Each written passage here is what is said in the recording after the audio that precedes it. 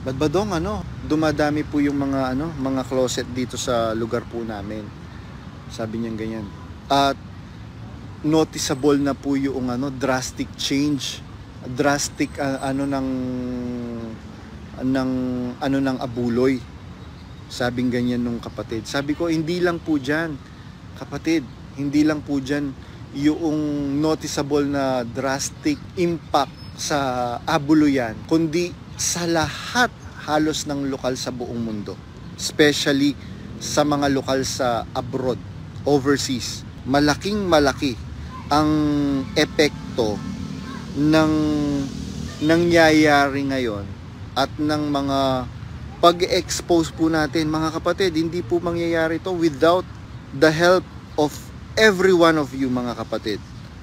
Inuulit ko po, mga kapatid, hindi ko po ito laban. Ito po ay laban po nating lahat. Nabudol lang talaga tayong lahat. Sabi ko nga po dun sa kausap ko na matandang kapatid na member ng isang prominenteng pamilya sa loob ng MCGI. When I say prominent family, mga kapatid, ibig sabihin meron silang malaki or mataas na katungkulan. Alam nyo po, to be honest, nagdududa po ako doon sa nangyari kay Lolita Hizon. Sabi kong ganyan kasi meron pong kapatid na employee ni Lolita Hizon, nang namayapang si Lolita Hizon. Ang sabi niya, alam niyo po, sabing ganyan, doon sa mga ang kausap po namin, mga kapatid na mga matatanda sa iglesia, kasama po nila ako during that time. Alam niyo po, sabing ganyan, daming messages since early in the morning kanina, mga kapatid. Sobrang dami ng messages.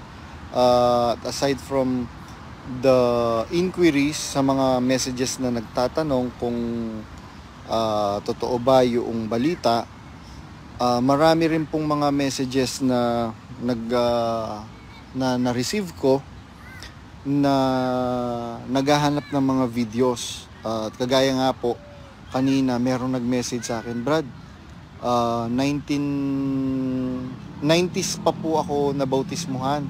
Closet na po ako ngayon. Yun nga po yung pinost ko. At hindi na po ako nag-aabuloy. Dumadalo po ako pero hindi na ako nag-aabuloy.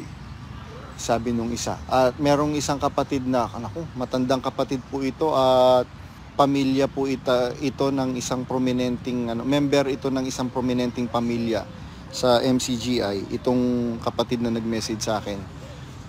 Sabing ganyan, totoo ba yung nangyari? Opo, totoo po. Naku, sigurado ang ipapaksa nila ngayon, ganito, ganyan. Sabi ko, sige po, hintayin lang natin dahil meron pong sagot dyan pagka po ipinaksa nila ganito. Sabi ko, kasi alam niyo po, sa totoo lang, sabi kong ganyan, di ako naniniwala ngayon na doon sa mga sinasabi nila na sumpa ng Diyos. Bakit po, mga kapatid? Sabi ko nga po doon sa kausap kong kapatid kanina, paano isusumpa ng Diyos? Ako mismo nakita ko na yung ginawa nila sa akin injustice, tapos ako ang susumpain ng Diyos. Pero nag-a-assess ako kanina kung meron ba akong mali, meron bang dapat ikatakot. Wala akong Sabi nga po sa Biblia, walang takot sa pag-ibig.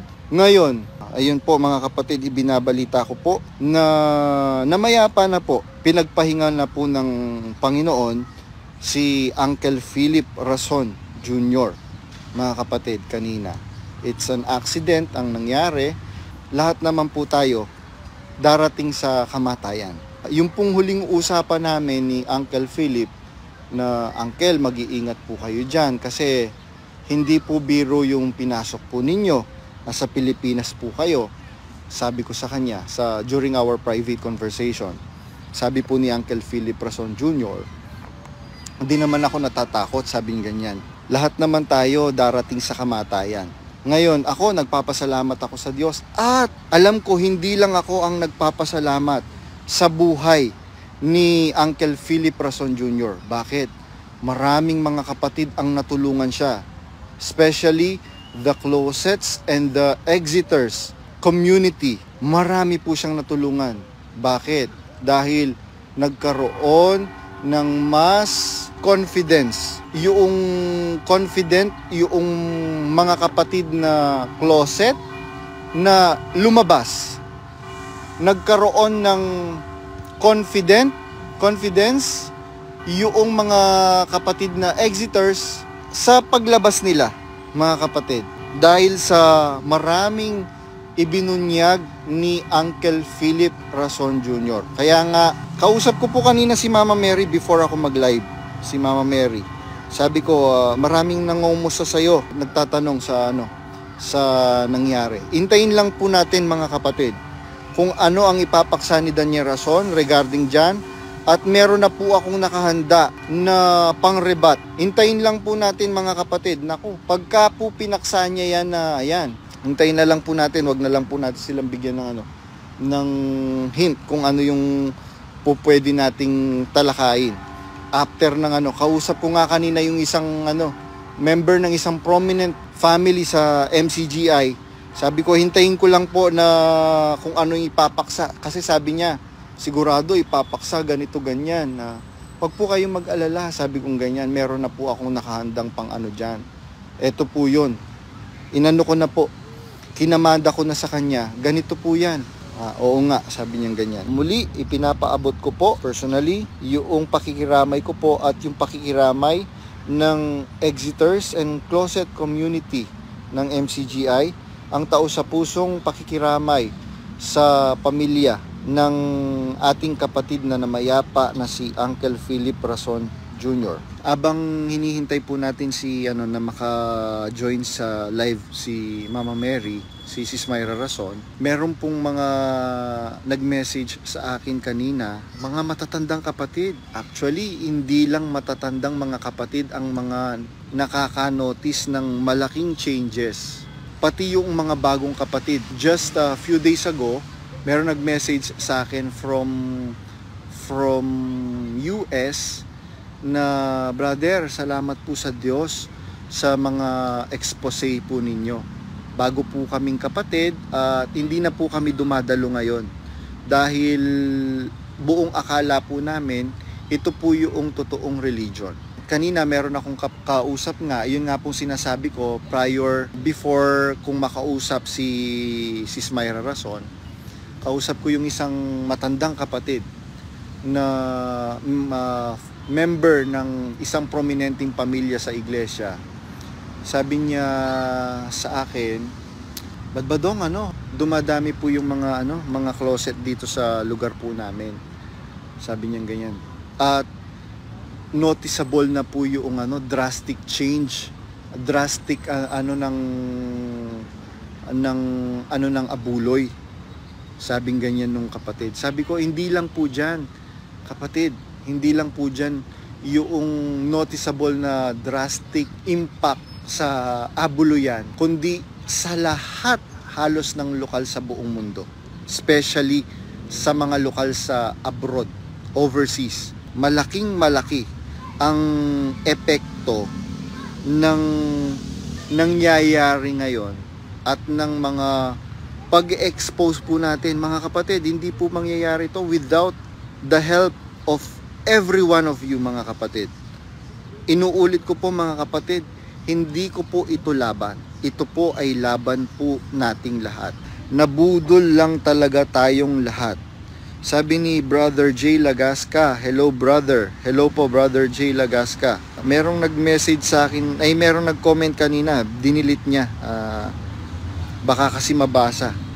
Alam ko, dumadalo pa ito, taga Canada. Brother, nakita ko nag-comment ka, buti na lang hindi ko binasa yung comment mo. Itong si Dika Yusune, taga taga abroad. Closet itong kapatid na to, alam ko taga ito, Australia, itong kapatid na Dika Yusune. Tama ba, brother? Or sister, kung sino ka man?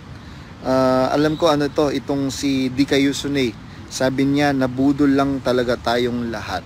Sabi ko nga po dun sa kausap ko na matandang kapatid na member ng isang prominenteng pamilya sa loob ng MCGI. When I say prominent family, mga kapatid, ibig sabihin meron silang malaki or mataas na katungkulan. Sabi ko nga po sa kanya, alam niyo po, to be honest, nagdududa po ako doon sa nangyari kay Lolita Hizon.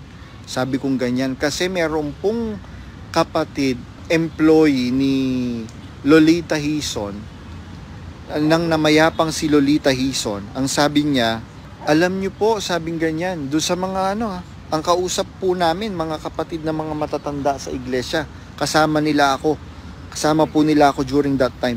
Alam niyo po, sabing ganyan, si Atching Loling po yata ang tawag, or si Donya, sabing ganyan. Mabait po siya, sabing ganyan. Doon sa mga kausap namin, kasama namin na kausap niya. So alam niyo po mga kapatid, sabi ko, nung ginawan ako ng issue ni Daniel Rason, sabi ko, walang Diyos ito. Kaya hintayin niyo lang po mga kapatid, kung ano ang sasabihin ngayon. Malamang nagpipiesta na ngayon yung at ang sinasabi nila, ayan, sinumpa ng Diyos yung si Dako dahil nagsalita ng laban.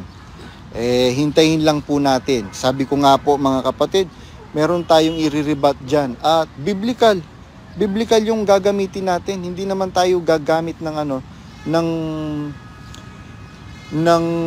reference na wala sa Biblia, mga kapatid. Biblical. Bakit? Dahil ito po, it is a battle of faith, mga kapatid. So, we have to use the Word of God.